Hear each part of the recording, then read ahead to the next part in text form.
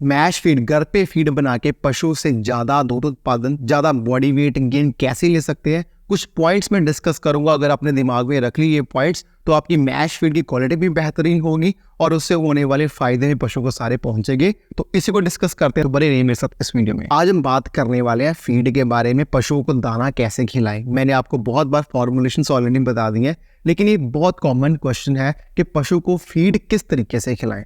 अब मोस्टली जो मेरे फार्मर्स हैं वो नॉर्मली अपनी ही फीड बनाना पसंद करते हैं, क्योंकि फॉर्मुलेशन उनके पास ऑलरेडी है। तो घर पे हम बनाते हैं मैश फीड, जिससे कि हम अपनी खले ले लेते हैं, किनकी ले लेते हैं, अनाज लेते हैं, बस उसको मिक्स करके ग्राइंड करवा के प्रॉपर मिक्स करके पशु को खिला देते हैं।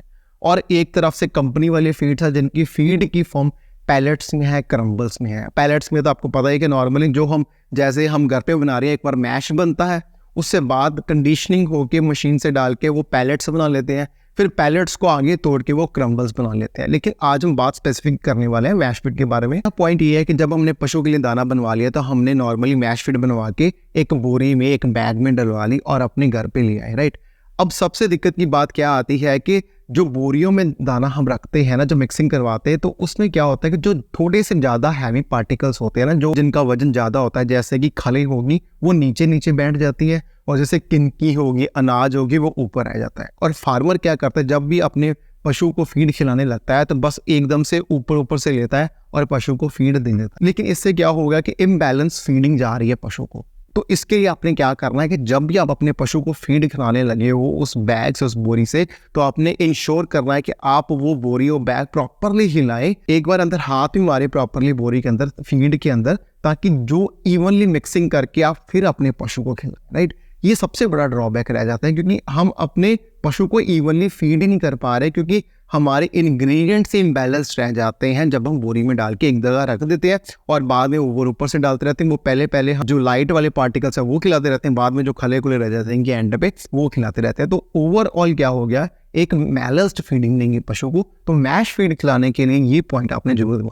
नेक्स्ट इंपॉर्टेंट पॉइंट है कि जब भी आप अपने पशु के लिए फीड बना के घर पे लेके आओ ना, तो उसको हमेशा मतलब बेस लेवल पे नहीं रखना, जमीन पे नहीं रखना, कुछ लेवल हाई करके, चाहे वो ईंटों से या किसी और पदार्थ से आपने ऊंचा करके रखना है, ताकि जमीन से डायरेक्टली कांटेक्ट ना हो। और सेकेंडली, दीवार के साथ उस बैग को नहीं लगने देना है, क्योंकि इससे क्या होगा, सबसे ज्यादा मॉइस्चर गेन करने के लिए चांसेस बढ़ जाएंगे फीड में। अभी आपको पता ही कि अगर मॉइस्चर अपनी फीड में आ गया तो वो अफ्लाटॉक्सिन लेके आएगा, फिर पशुओं में थनैला या और भी दिक्कतें लेके आएगा। तो अफ्लाटॉक्सिन से बचाने के लिए हमने अपनी पशु की फीड को डायरेक्टली दीवार के पास नहीं रखना और जमीन से ऊपर रखना है, राइट। नेक्स्ट इंपॉर्टेंट पॉइंट है कि जब अपने पशु को फीड खिलानी है तो आप जितनी फीड खिलाना चाहते हो वो निकालो और फिर वो बैग बंद कर दो। इससे ये होगा कि एक तो मिट्टी, जो डस्ट वगैरह हवा में है, वो मिक्स नहीं होगी फीड में, क्योंकि मिट्टी की वजह से पशुओं को बड़ी खांसी दिक्कतें आती हैं, जिसकी वजह से रेस्पिरेटरी इश्यूज आते हैं पशु में। तो ये एक तो ये पॉइंट हो गया। सेकंड, जो चूहे वगैरह, अदर रोडेंट्स वगैरह होते हैं, वो फीड को पढ़ते हैं और इन्फेक्ट करते हैं फीड को, उससे हम बचा सकते हैं। नॉर्मली फार्मर का क्या होता है कि एक बार बोरी खोल ली, बस उसको खुला ही रखते हैं और एनिमल को फीड करते रहते हैं जब तक वो नई बैग की तरफ नहीं जाते। लेकिन जब भी आपने सुबह में अपने शाम को फीड खिला दी तो आपको फीड को एक बार बंद करना है। बेशक आप किसी थ्रेड से ही कर दो या ऊपर उसको बंद करके ऊपर ईंट ही रख दो, लेकिन वो पैक्ड होनी चाहिए प्रॉपर। नेक्स्ट इंपॉर्टेंट बात है कि जब मैश फीड हम बनवाते हैं, चक्कियों से पिसवाते हैं, राइट, तो उसको ये इंश्योर करना है कि कई पशुपालक उसको बारीक इतना कर देते हैं कि उससे क्या दिक्कत आती है कि पशु खाएगा, लेकिन जो ह्यूमन में माइक्रोब्स है, माइक्रोफ्लोरा है, वो उन फीड पार्टिकल्स पे एक्ट ही नहीं कर पाएगा, क्योंकि उनका साइज ही बड़ा कम होगा। तो वो आपके फीड की यूटिलाइजेशन प्रॉपरली नहीं हो पाएगी पशु से।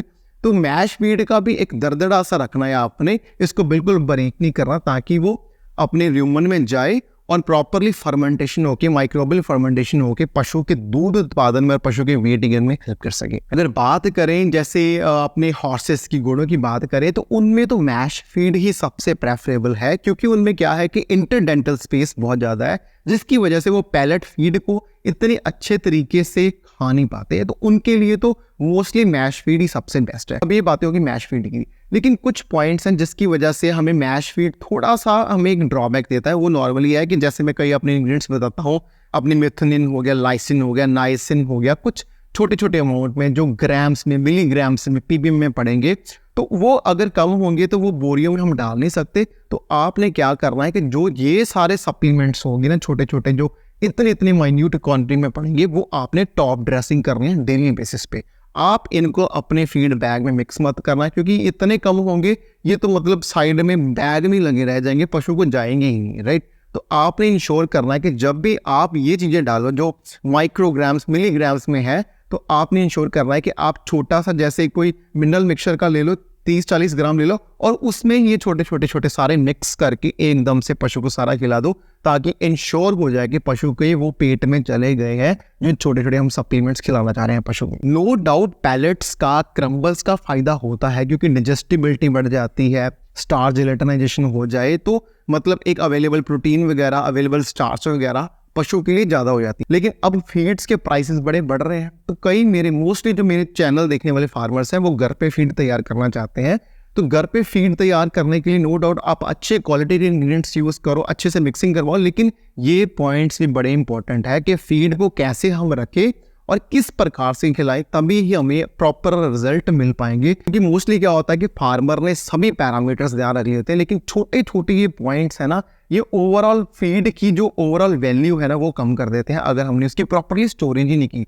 सबसे बड़ा चैलेंज तो हमें यही आता है कि हमने इंग्रेडिएंट्स जो हमने अपने रॉ मटेरियल लिया है, केक्स खले ली है, अपना अनाज लिया है, वो अच्छी क्वालिटी का हो। फिर नेक्स्ट चैलेंज आता है कि अगर वो मिक्स हो गया वो तो प्रॉपरली मिक्स हो। नेक्स्ट चैलेंज आता है कि प्रॉपरली हम स्टोर कर पाएँ ताकि वो उसमें कोई अफ्लाटॉक्सिन, कोई उल्ली वगैरह की दिक्कतें ना आए। तो अगर ये सारी चीज़ें हम प्रॉपरली मैनेज कर पाएंगे तो mash feed is as good as pellet और क्रम्बल फॉर्म। पैलेट्स का सिर्फ एक सबसे इंपॉर्टेंट यही आ जाता है कि पैलेट्स में रोस्टिंग वगैरह हुई होती है, तो उसकी वजह से डिजेस्टिबिलिटी फीड की बढ़ जाती है, राइट। और सेकंड इंपॉर्टेंट होता है कि पशु सेलेक्टिव फीडिंग नहीं कर पाता। ये कुछ पॉइंट्स हैं जो हम इसको मानते भी है, लेकिन अगर फिर भी कोई पशुपालक चाहता है कि वो घर पे फीड बनाना चाहते हैं तो वो ऐसे भी कर सकते हैं कि अपनी मैश फीड तैयार करवा ले, तो फिर अपनी फीड को पैलेट फॉर्म में बनवा लें, राइट। वो भी बड़ा सस्ते में बन जाती है, लेकिन अगर आपने प्रॉपरली स्टोरेज कर लिया तो फिर दिक्कतें आएंगी ही नहीं, आप मैश फीड को एज इट इज ही यूज कर पाओगे। अब तो कई फीड फैक्ट्रीज भी हैं, राइट, जो मतलब एज अ मैश फीड ही दे रही हैं, मतलब सेल भी एज अ मैश फीड कर रही हैं,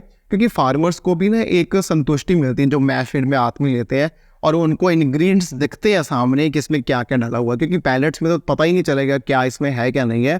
तो एक सेटिस्फैक्शन के लिए फार्मर्स के लिए मैश फीड बड़ी इंपॉर्टेंस रह जाती है। तो ऐसे ही साइंटिफिक इन्फॉर्मेशन आप सभी के लिए मिलता होगा। तो आज के लिए ये मेरा टॉपिक था, मैं मिलूंगा अपने नेक्स्ट वीडियो में। टिल देन नमस्कार।